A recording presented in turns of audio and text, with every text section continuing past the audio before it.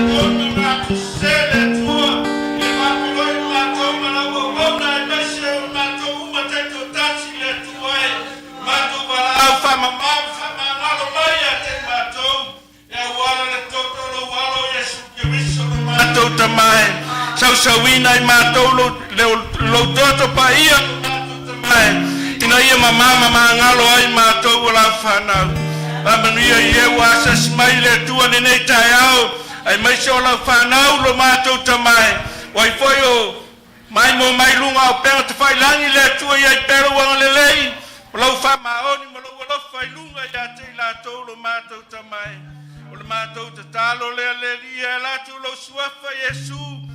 Mato wole valawa to anetayao. All God people say Amen. Elele elele elele elele tua. Alo pesa mai bi na ya la ya le fataro felo sa na anetayao. Mas aí a família le tua ya hoy. Elele elele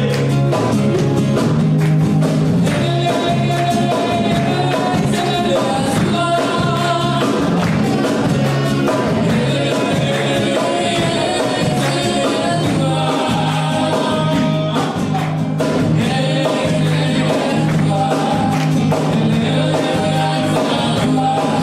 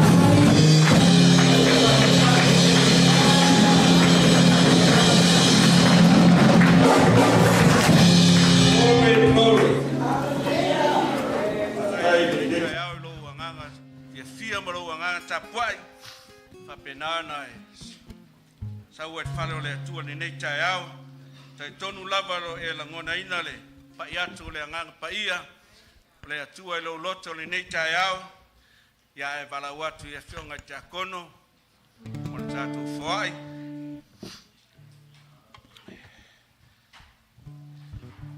mai e taitasi ma foai e peon fitfili lo na loto aua maletinga aua foai ma fatau ana wina wai alofa le atua i le foai ma le loto malie mantua lau suai e mesi foi o lau peleti ia e mesi foi o le tato missionario lo fa penana spore tato ekalesia ia e mesi o lau la fonga lo loto malie a penana fa manuia le atua ia te oi tato ifo matalo yo valo mato o tua le nei taia mato te whaftai atu le atua i lau fio me foi nai foi mai o mato au ma mato lima nei vai aso le atua lo mato tamai mato te whafo atu ia te oe sfulua i mara taulanga le loto malie whapenana e whamanuia i lau whanau whamanuia i tono a onga whamanuia i so se meo lato moa mai e se leni nei taia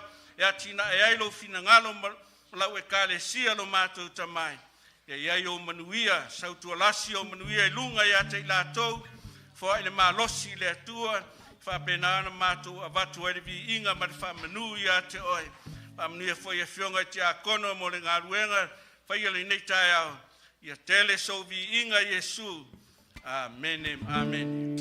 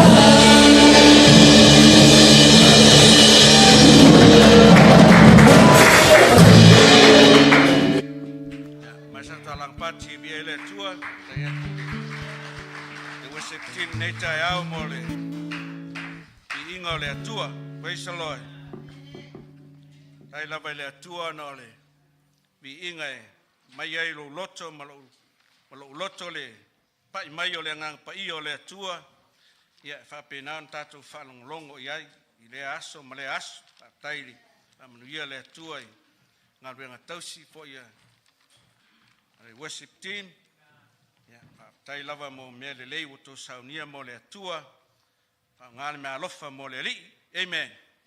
Ia e mo mua na uwhatalo whātu I le tātou auso nei tai au. Ata fo I lea I uina tātou le o no fo ia len fo tā vita, ia ai whatalo whātu I lana au na marwhalitua, ia meise la usfono whapenan whai malanga atu I California, ia whatalo whātu ia te uto umali nei tai au, le ngātai lea, sunga I whaiwhau ma whatua, sunga fo ia wao mo latu whatua, ia meise o te akonto ina male, whatua ia meise o te akono mo latu whatua, ia ngātai lea o ta mama atua, matina matua, ia meise o tupulanga I tama teine, ia whatalo whātu fo ile. Tātou lai fo nei tai au, wai fo mai mo mai lunga o pengatu whailangi nei tai au, ia whatalo whātu ia te oe, I le suafa manu malo, le suafa Yesu Kiriso, whai ei o na tātou wheloa I nei tai au manuia. Praise the Lord, tai au fau, tai au tutoa, tai au manuia mai le atua, ia whapenao na whamanuia mai le atua, ia te oe mao nei tai au. Ai leo le upo le atua, o te whaftai le atua, o se avanoa mai le au na le atua, tutulai ei o tō luma le nei tai au, ia e ne ngata I lea whaftai le atua, o na olana tau singa ia tiau, ia e meisi foi o le whanau, I le tau singa wau, ia e ui na vala matina o le ainga, ia e whaftai le atua, no le anga le lei ma le lofa, ia e manuia fo inisio fo I maini me ai tono na matu o ainga, ia e whapenan manuia le atua ia te oe nei tai au. Upa le atua I le vale so tau wia oe le atua I mea uma. Lo sau fo nei tai au tau wia oe le li. Praise the Lord. Mea uma tātou te whaia e vi I ai le atua I lona alofa, malona ngale lei malana whaasoa ia te tātou, lana whanau ni nei tai au. La sua lau tusi le tusi lua Peteru. Lua Peteru lon mata upu e tolu, alona whai upu e sifuru maratolu. Tasi lava sifas whai tau leo au maia nei tai au. Firi na ia tatai oe le matango fio le langi. Amen. Tātou te loa fo le matango fio le lalo langi nei tātou te iai. Ai sili atua le matango fio le langi lea la tātou tala noa ni nei tai au. Amen. Whai o maua lau tusi sa moa ia tātou whai tau mai le whai upu e sifunu maratolu, lua Peteru, lono mata upu e tolu. Ia whai o maua tātou tusi sa moa tātou whai tau mai ai ia.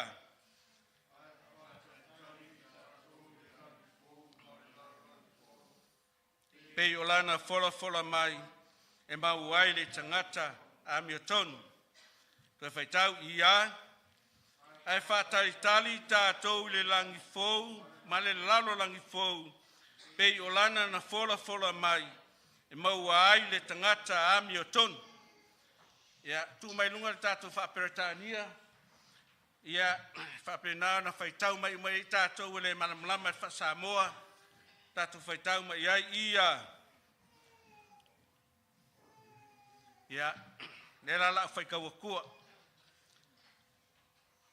Put in the keeping of his promise, we are looking forward to a new heaven and a new earth where the righteousness dwell. Whamania mai le tuere, whaitauina o lana whionga paia ni nei tai au. O le afi, o le whailonga lea o le atua, te whaafonga. O le afi, o le lea o le atua, o whaatu saina Yesu I le afi, e whaamamai na I le aulo. Whaatu saina Yesu I le afi, e whaamamai le aulo. So se mea e pa I aere suafo Yesu, e mama. e mama. Praise the Lord. Ili tusia malaki e whapea mtau pue tolu an whai pue ruwha mai. O ai ese na te lavata li atu i le aso e a fio mai ai oia. O ai foi se na te tūlai pea o le taime whaari mai ai oia. Wa oia e tusa ma le afi o le tunu auro e tusa foi ma le moli a le taof. A whai mai le tusa pe teru e lua whai pue tol, whai pue fit whai mai. A o le langi nei ma le lalo langi nei. Ua tuuina mo le ola lava a le fionga ia a le atua. E tō fia i la tō le afi ma le whamasino ai. E whano ai tangata a mio le tonu. Pe whano ai tangata a mio le tonu. Amen. O le autu po se manatu mo tātou le nei tae au whapea. Ia e whataritali toi a fio mai o le ri. Ia e whataritali i le toi a fio mai o le ri. Mo mua. Whataritali le fio mai o le ri. I le langi fou ma le lalo langi fou. E le momoko ni tolo mta momo fai poe fit fai mai o lea ua o tau mat o lea ua o tau le mat tivai i se mea lofa i tasi. O lo fata te irato o tau le whaari mai o lo tātou wali o Yesu Keriso. Upo le apostolo Paulo fai mai e le aise mea e mat tivai o tau i le lofa tu noa le atua. I le aise mea lofa e tasi e mat tivai tātou. O le mea alofa, na sofa i atu e le atua i ate o lau pese, o lau tāina o le kikara po le tāina o le piano, po le whai a onga asu sā, o le mea alofa le nā le atua na fua i atu moe. E te whātaritari atua i le aso e te toi a fio mai ai Jesu. Po lau whāta alofa po le ase mea te whaia, o le mea alofa na utu i na atu e le atua, mo i tātou, i na ia tātou, ola le matitiva i tonu na ngā ruenga le atua, whapena no o le taimi e whaari mai ai tātou wari o Yesu Keriso. Tātou te fia maua le manuia lea le langi fou, ma le lalo langi fou. Whaalinga i luas fulmatasi alo na whaipu mua mai, o na o iloa i leo le langi fou, ma le lalo langi fou. Le langi ua mawai atu lea le ulua i langi, ma lea ulua i lalo langi, ua leto i ai foi sisanu. O ai lea. Lo tau tala Ioane na o iloa, le langi fou ma le lalo langi fou. Mai o le langi tuai ua le to Yesu san. Mafua i sea. Mafua ona oi mau le tangata ina ia tātou i loa le manuia man malu o le atua. Pea tātou sao atu le manuia ma le ola le whavau e vai ai oi le langi fou. Lei sesi o tātou vai le langi. Amen. Ai tātou te whātua atua i le atua ona o lona alofa ma lona ngale leia te tātou. Lea tātou te loa e iai le langi fou umat saunia le atua. Amen. Praise the Lord. Whaalinga e lusu matas whai pue whawha mai e solo i a sea fwoi e le atua loi mata uma i o lato umata. Lea e fwoi se toi oti, po se whanua noa, po se aue. Lea e fwoi se pua ngā, e mawai atu fwoi mea uma. Mai e le se pua ngā awa umawai atu, mea na mua mua. Amen. Mai e solo i e sea le atua loi mata. Oi mau o solo i e le atua o tato loi mata. Le to yesi oti, le to yesi pua ngā. Mea le tato te ye neva i tau, te le pua ngā, ma me o mai a te tato, te le whawhi tauri o mai o tato o langa au auna i le atua, ai au i ate oi mau e iai tangata nati solo i e sea o loi mata oi, o le atua. Amen. O le temi tangi kangoa o solo i o loi maka. Amen. Apena fo ia pe au tangi tangoa o solo i o loi mata. O le atua lewe mai nate solo i e sea foi o tato o loi mata. Ma fua sia ona o le tangata ua e talia Yesu Keriso e a vea mo wari mo faola uru fale mai e fia o lo wari.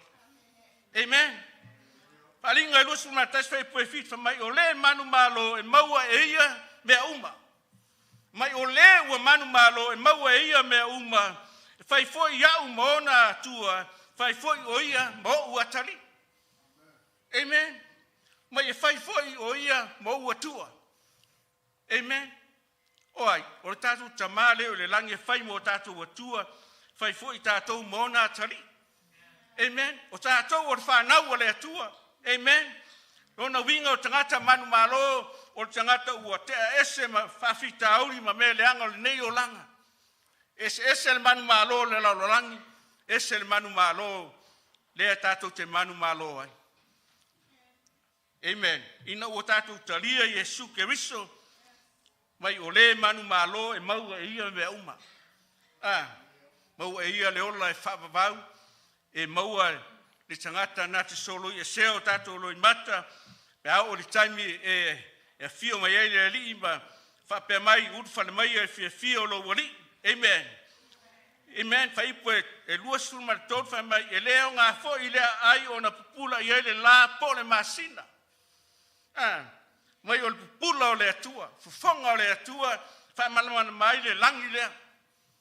Pea whai tātou te ulu whale atu I le langi fou, ma le langi fou, wa uman saunia le atua mo tātou, mai e le toe mana o mia se la, le toe mana o mia fo le masina. A wha mai o pupula o le atua, ma le pupula o le tamai mamoe, o le la mepa le whasulu ai, mana malama pula mai le atua I ate I tātou, ona o tātou o tangata, ua manu malo tātou tangata, o lo whata tali atu le fio mai o le li. Amen. Praise the Lord. Leo ngā fo I eise, e ai le la po le masina. Mai o nu fo I o e ua whaolaina, la tō te savavali I lea mala malama. Pai pue lua suna wha tusi la whalinga, mai o nu fo I o e ua whaolaina, la tō te savavali I lona mala malama, o tupu fo I o le lalolangi la tō te o mai ai, ma le malu male viinga, ma malu male viinga. Ono winga e whao pises whao punga o le langi lea na o le viinga lava. Amen.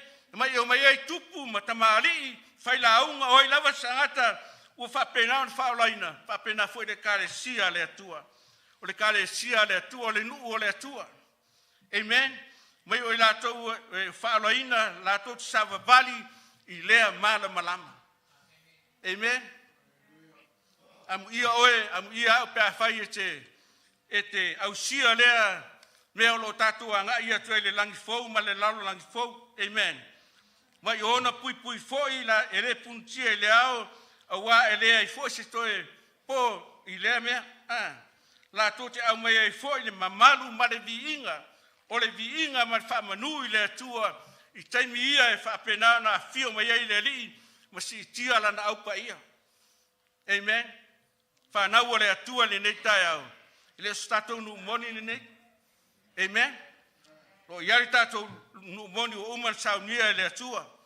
Praise the Lord. Whaalinga lusu matawha I pue lusu marafitu, mai e le sau atu lava iai se mea leanga.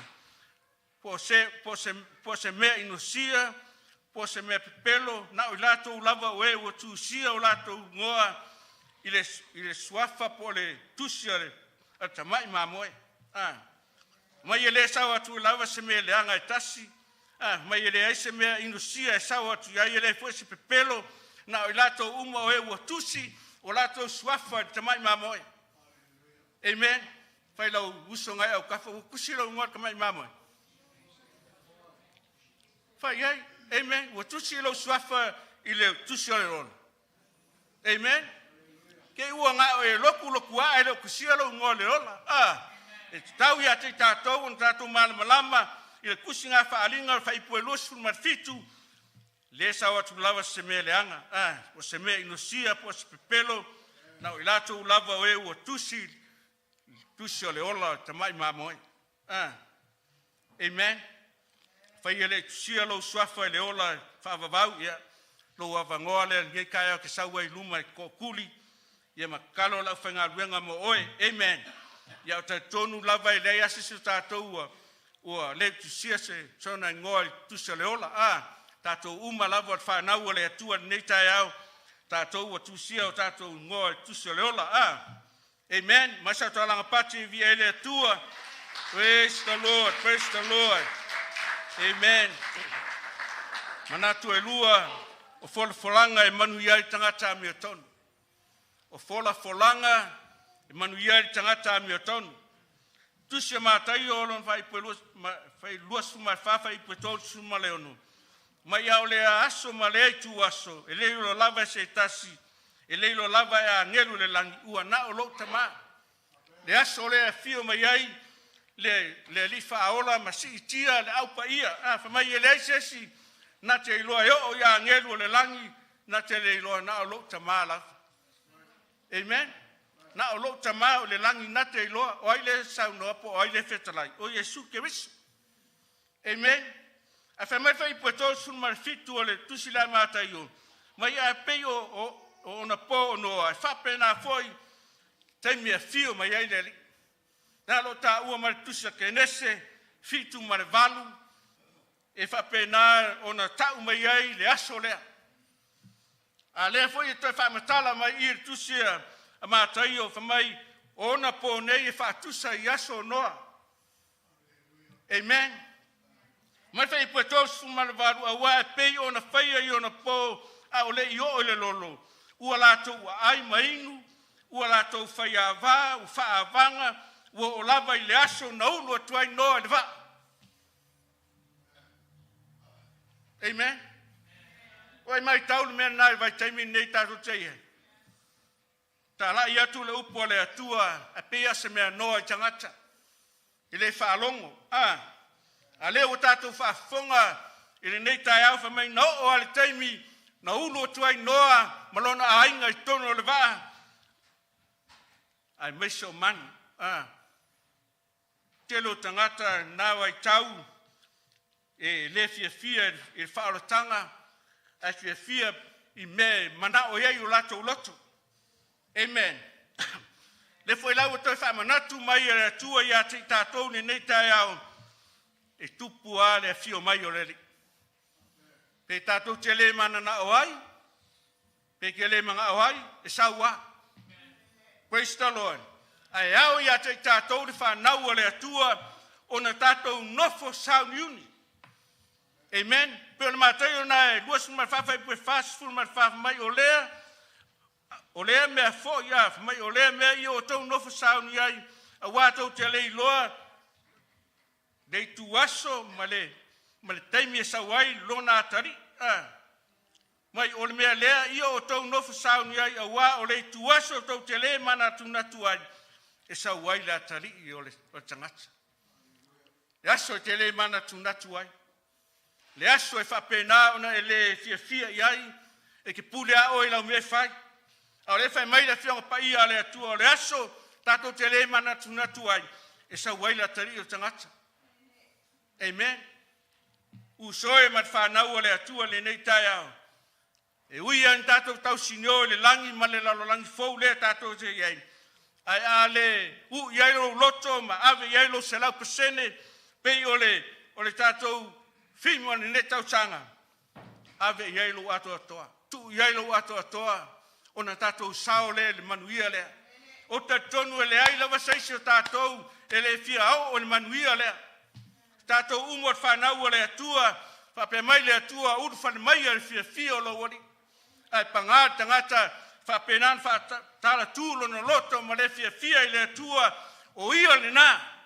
Le au nangi atua le upo le atua, ina ia tātou nofo sauni unu. Nofo mana tunatu, nofo tāpena pena. Aua ni whapei tātou tangata o le lalolangi, ai whape nao na tātou maua le aso fia o le atua. Amen. Pei on tātou mantua le tala i tau pou e toa sfulu. Ave la tau la mepa, isi tau pou ma la tau suau. Ia o isi tau pou va lea na o la tau la mepa e len suau. Whatai tali le teimi a fio ma iei ta whai a vā. Ai no o ale teimi na sau ai. Pa mai ua momoe. Amen. Mai ua tūlu momoe. O le teimi e a fio ma iei le li. O tu lunga matapen pena la tu la mepa ai a fela tu o tangata fatamala tangata le sa niuni o fa mai la mepa ai o mai o fa pe atu fa fa ya va o te le lo to o tu ia me lo ia fa tangi we ma le lili va o nifu Amen. Ei poe fasu malon fa mai amu ia le au na pe asau lo na ali mau lo fa pe on fai. Au na talo, au na mafuta ile tua, au na e anga poni yaso au na tu se fa mai fe au kako ke anga poni. Onga e anga poni le. Amen. Fai so wa noa. Fai so taimi te anga poni ile tua, fai so taimi te talo ai mo le tua. Ia maua o taimi ava noa fai tau wale upo le. Amen. Mai amu ia le au na pe asau lon matai. Amen. Me ngai pe pese la fai la unga pe o kaimi o sa nginga o maliu. Pa amu ia tangata lai loa fai fi au. Ngaka sa le lei ma usi stai lona o langa au na le atua. Le la pe pese au fai lotu ma fa pe amu ia. Am ia le tangata. Amen. Aya tātou nei taia. Ia maua mai e le tua o wha peon whai. Praise the Lord. Lua pete ue tol whai puiwa mai. E le whātua mai le li i le mea na wholwhola mai. Wha pei o le manatu o isi tangata. E whātua mai. E pei tai o ona sai mai lava o ia. Ia e tātou.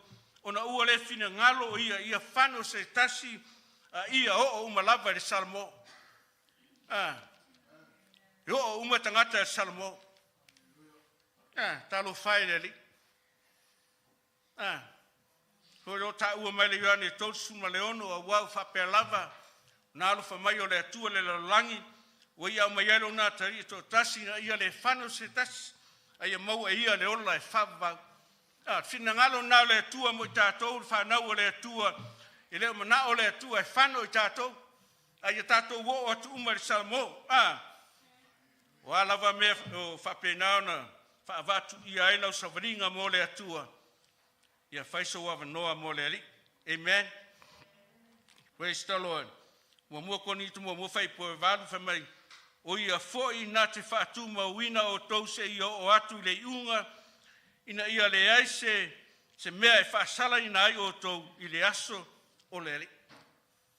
O ia nā te whaatu mawina i tātou. Ao ina pipi i o tātou loto i le atua.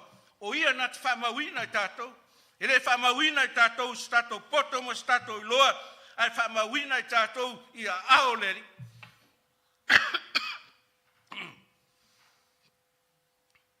Amen. O ia foi nā te whaatu mawina o tau se i o le unga. Ina ia le aise mea e whasala ina i oto. I oi mata i o le atua mo tātou te whanau o le atua. Ina ia tātou loa le aso o le toe fio mai o le ri o Iesu Kirisu. Amen. Praise the Lord. Pe lava o le fima tātou ni tau sanga. O le nei o uspele i o tautu mauma le whanga e tia. I alualu lo o tau whamalosi ngā ruenga le ri ma le leo noa. Ina ua o tau i loa e leo se mea whaleo ngalo o tau tau ti ngai le ri. Lona winga e ave ielo se lau pasene mo lo ato atoa i le taimi le tātou te ola i lunga o le nei whanga ele ina ia tātou sao atu na manuia le e whaavau. Amen. E o lau tu o le nei tai au i e whata tali le toia fio mai o le ri. Amen. Tai tali le toia fio mai o le ri. Ia na te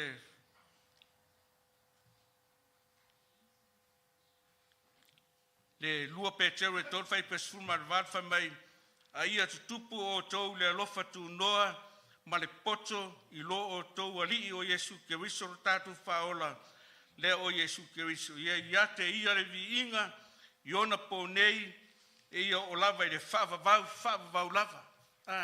Whaavavau lava lo na winga e tātou tutupu i le alofa tu noa le atua ne ia te tātou, ia tātou maua le poto mai le atua, ina ia tātou whātari atua i le aso le atua.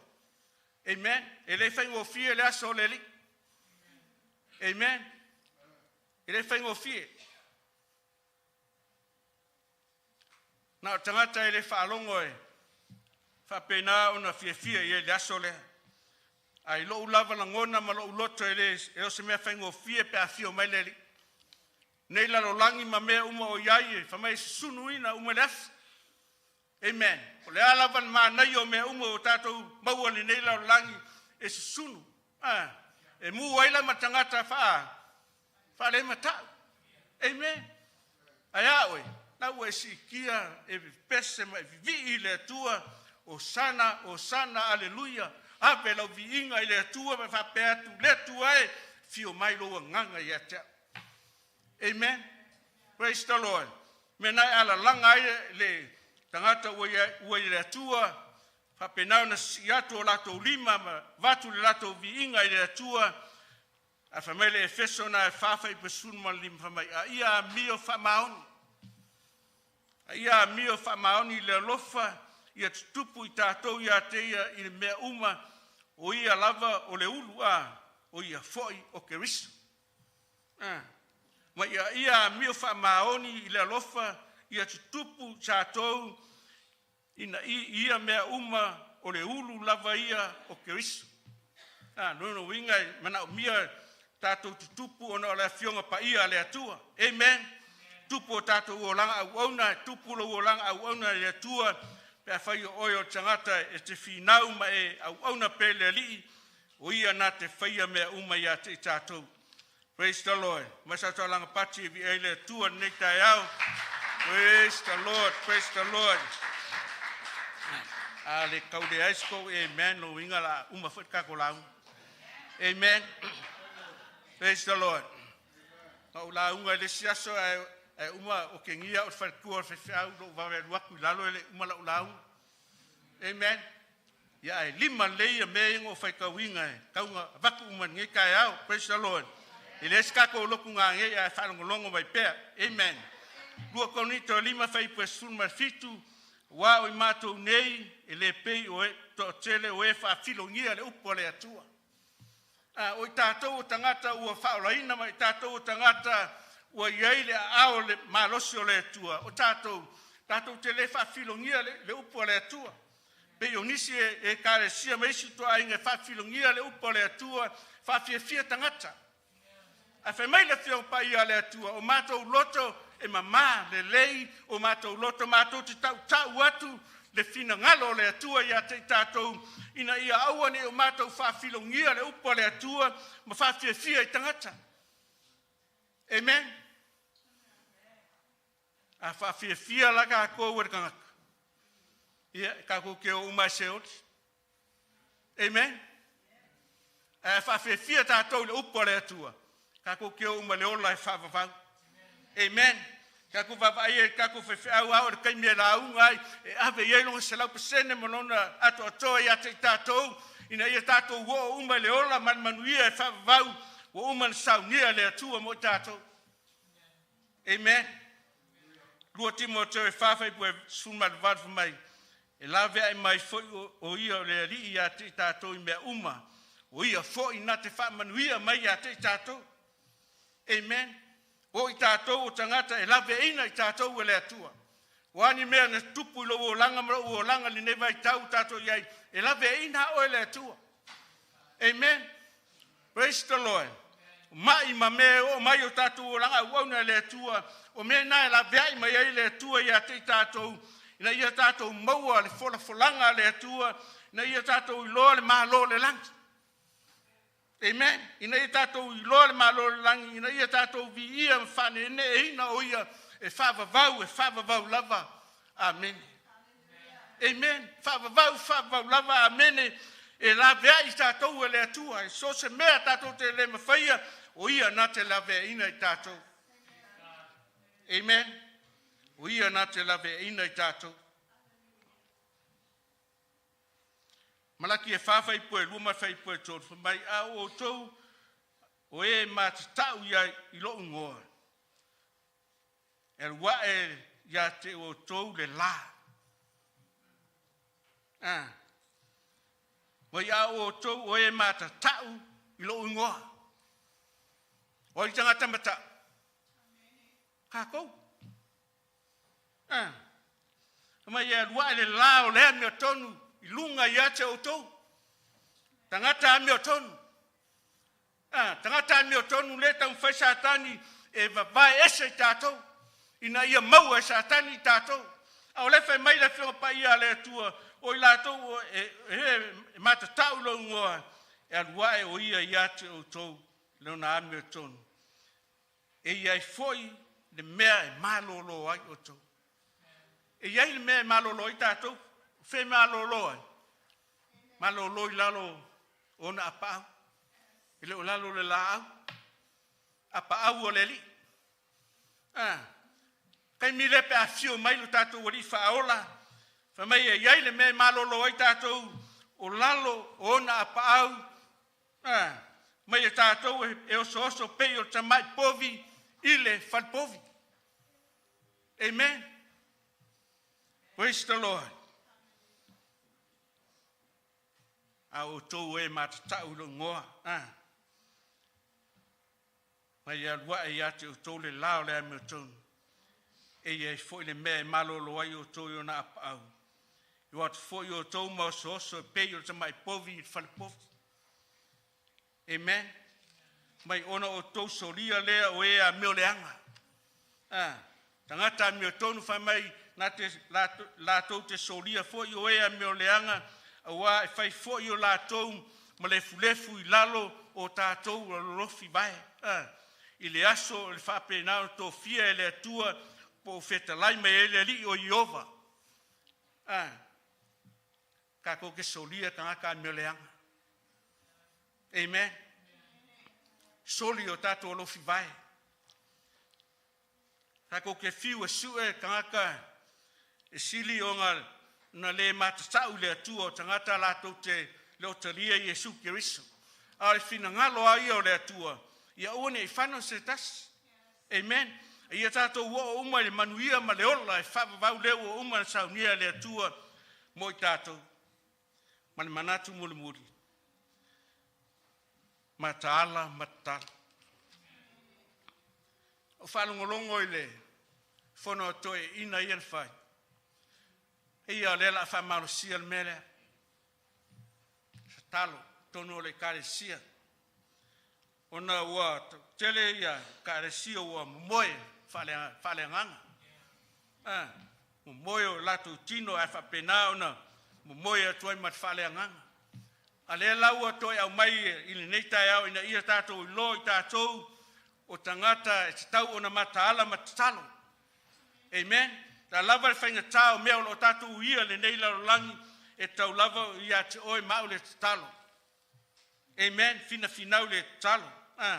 I seia nai ona suma lima whai pe suma mai e pei tai i o tau oli ori wha pei ona o e wha vavau o te vatfo i a te tō le mea e whapena ono tō loai o i lātou o te whaia i Jerusalem mai fia o te whaia fo i lo nuu ma mea e fia pe whai lo nuu ma ori. Mai ai pei tai i o tō ori ma fia e whavavau i le mea o te whaia mo o tō. O le ale mea o te whaia mo o tō.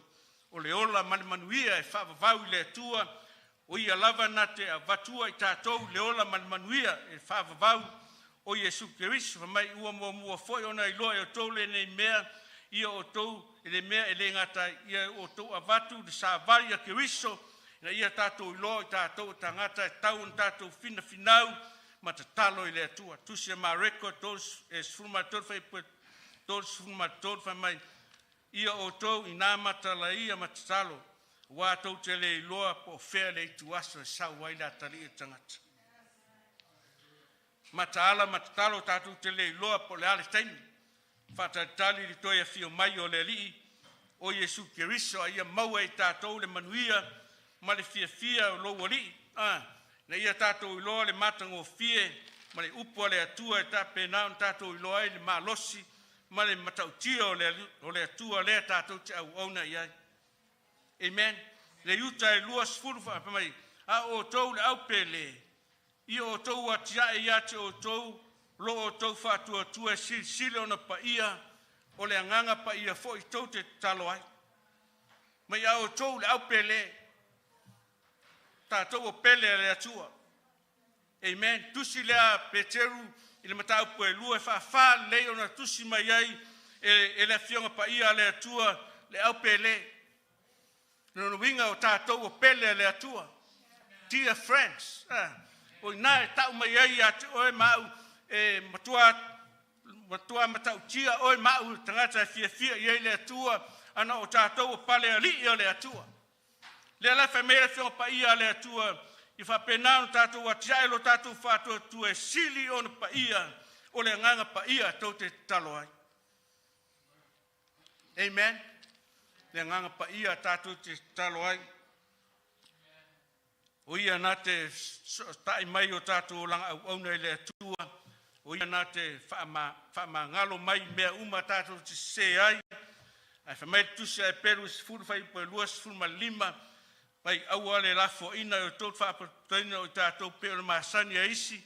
Ai a whamafan whanai. Ia tiri ai fo ina whapea ina ua o tau i loa o le aso ua taula tamai. Aua le tu lafo ina o tātou whapataina whaatasi. Tātou whapenau, tātou whamafan whana. I le upo le atua, na ia tātou i loa o le aso o le atua, ua taula tamai. Amen. Whanau le atua le nei tai au. Whamalosi ale. Leo auna moi tātou, ina ia tātou sao atu le manuia lea. Praise the Lord. Manuia lea wa umana sao nia le atua, e whapenau tātou watu i aipea, o umana nei so i fua manei o langa, o ia nā te lawe ina mai tātou. Praise the Lord. Ia rā tātou turai whātasi mai lunga. Vai a kōkō vai vai. Yo vai lo mātou atua, mātou whaftai atu i lau kou nganga pa ia le nei tai au. Lau upu peo na lulu ina le atua le nei tai au. Whapenana ia e whamanuia. Ai anga le lei lau whanau, whamtala le atua ano monia lau sa vali nei tai au ina ia mātou i loa le tāua o lo toia fio mai lo mātou tamai ina ia mātou si tira i mātou o whanau tumu se maleanga sala tere o taimi ai mātou te mana o mia ina ia mātou te talo mātou whamaoni ia te oe lo mātou atua nei se i o le whavavau ai e whamanuia ia te i mātou umalava le atua le nei tai au ono lo lava suafa Yesu o mātou wole mwala au atuai. Amen. Amen.